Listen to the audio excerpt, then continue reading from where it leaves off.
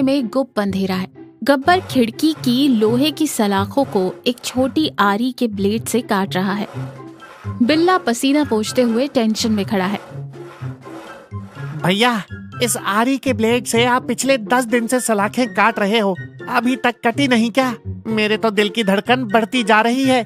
गब्बर हाफते हुए कहता है, अबे ये सेंट्रल जेल की खिड़की है रे, कोई प्लास्टिक का पाइप नहीं। तभी आखिरकार एक सलाख कट जाती है। हाँ, फाइनली सलाख कट गई, खिड़की का रास्ता क्लियर। भैया, फिर भी इतनी आधी रात को भागने की क्या जरूरत है? 2 महीने में तो हमारी सजा पूरी हो ही जाएगी, फिर शांति से जा सकते हैं ना? गब्बर गुस्से में बिल्ला के सिर पर मारते हुए कहता है, दिमाग नहीं है क्या? हम बेवकूफी से नहीं, खराब किस्मत की वजह से पकड़े गए थे। पकड़े जाने से 1 रात पहले हमने 5 करोड़ का वो हीरो का हार कहाँ छुपाया था, याद है? याद है भैया, पुलिस से बचने के लिए हमने उसे शहर के किनारे मौजूद खंडहर राजमहल थिएटर के पुराने फिल्म प्रोजेक्टर के अंदर छुपाया था। तो आज के अखबार में क्या छपा है पता है? कल सुबह 6 बजे म्यूनिसिपैलिटी वाले उस पुराने थिएटर को बम से उड़ाने वाले हैं। वहाँ एक शॉपिंग मॉल बनने वाला है। अगर हम आज रात ही जाकर वो हार नहीं लाए तो कल सुबह हमारे 5 करोड़ उस थिएटर के मलबे में मिल जाएंगे या फिर मजदूरों के हाथ लग जाएंगे। अरे बाप रे, फिर तो हमें अभी भागना पड़ेगा। लेकिन बाहर कदम रखते ही पुलिस वाले हैं ना भैया?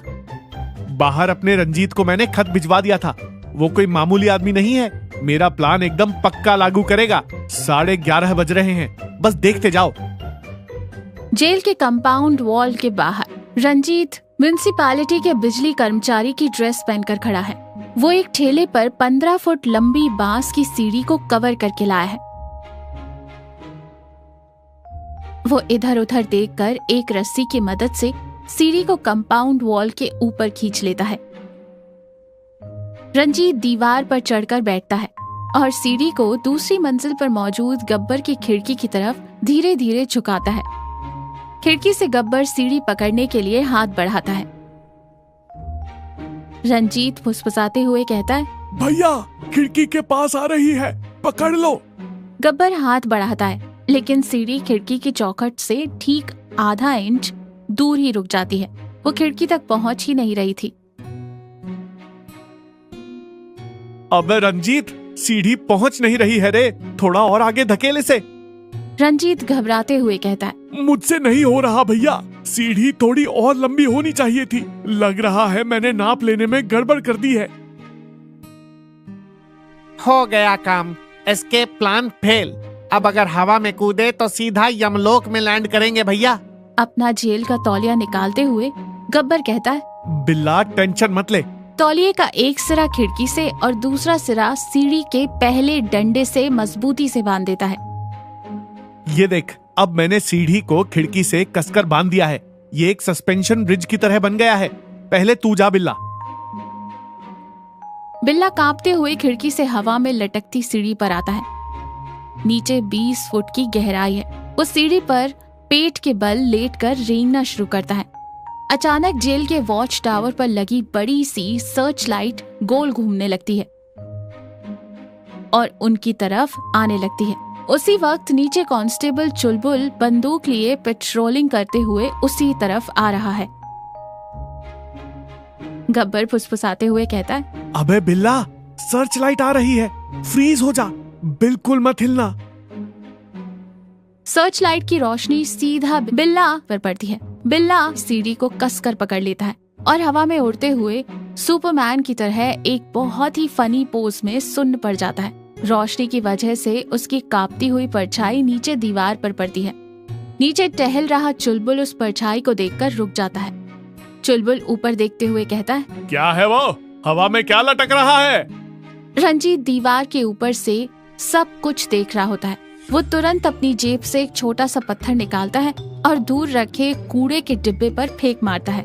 ठप की आवाज आती है। चुलबुल बंदूक उस तरफ घुमाकर कहता है, कौन है वहाँ? ये बिल्लियाँ भी चैन से ड्यूटी नहीं करने देती। वो उस तरफ चला जाता है और सर्च लाइट भी आगे बढ़ जाती है।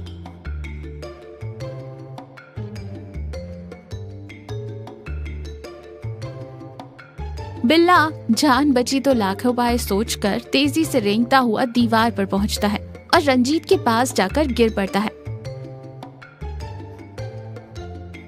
अब गब्बर की बारी है। वो किसी हॉलीवुड के हीरो की तरह फुल स्टाइल में सीढ़ियां चढ़ता है और आधी दूर तक रेंगता हुआ पहुंच जाता है। तभी सीढ़ी के बीच में खिड़की से बंधे तौलिए की एक गांठ धीरे धीरे खुलने लगती है।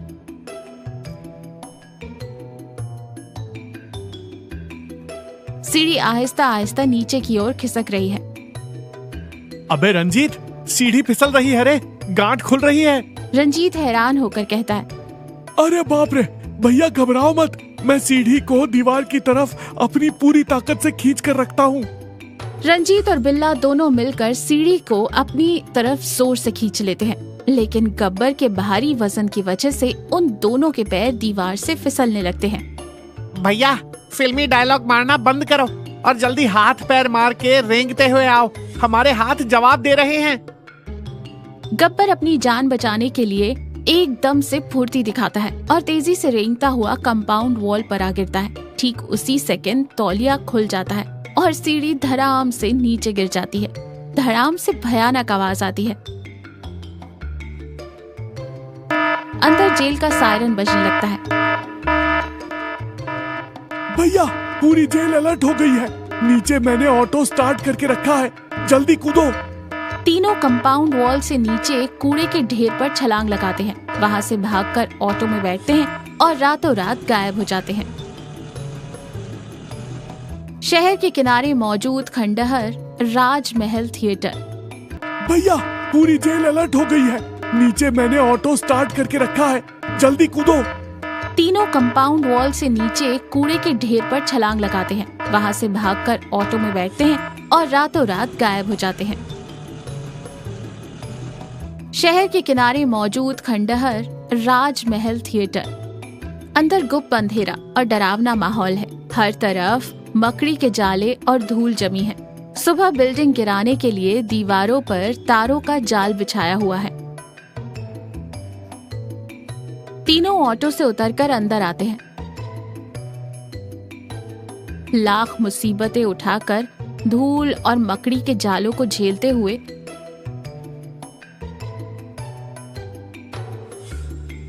वे अंदर मौजूद प्रोजेक्टर रूम में घुस जाते हैं। गब्बर खांसते हुए कहता है, मैंने कहा था ना, गब्बर जो प्लान बनाता है वो पक्का होता है। उस पुराने प्रोजेक्टर के पीछे ही हमारे 5 करोड़ का डिब्बा है। बिल्ला हाथ डालकर खींच उसे। बिल्ला जाले साफ करता है और जंग लगी लोहे की प्लेट को हटाकर उस डिब्बे को बाहर निकालता है। तीनों के चेहरे पर काली धूल जमी है और वो किसी भूत की तरह लग रहे हैं। गब्बर खुशी में झूमते हुए कहता है, बिल्ला हमारी मेहनत का फल मिल गया रे।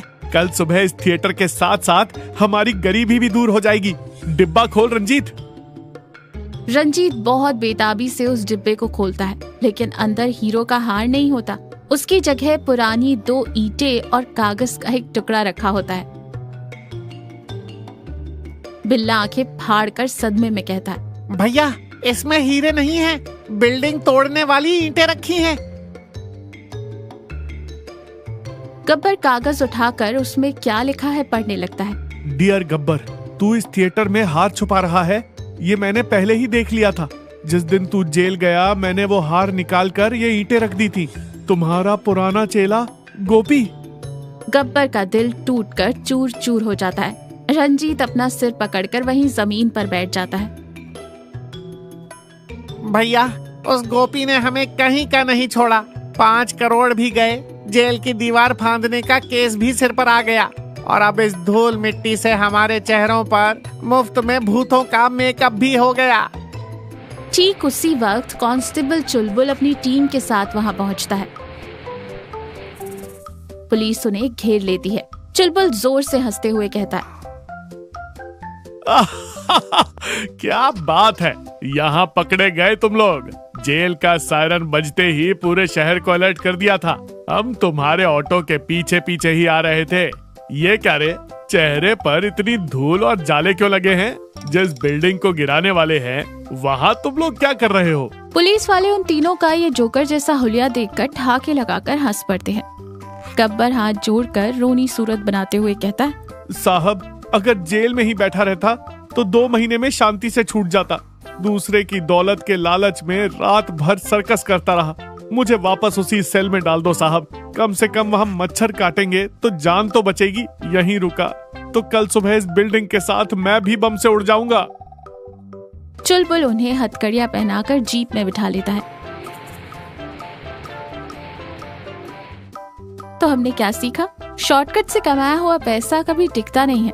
बेईमानी के प्लान चाहे कितने भी पक्के हों, आखिर में वो हमें और भी बड़ी मुसीबत में डाल देते हैं। ईमानदारी और मेहनत की कमाई जो सुकून देती है, वो हेरा फेरी से कमाए हुए करोड़ों रुपए भी कभी नहीं दे सकते।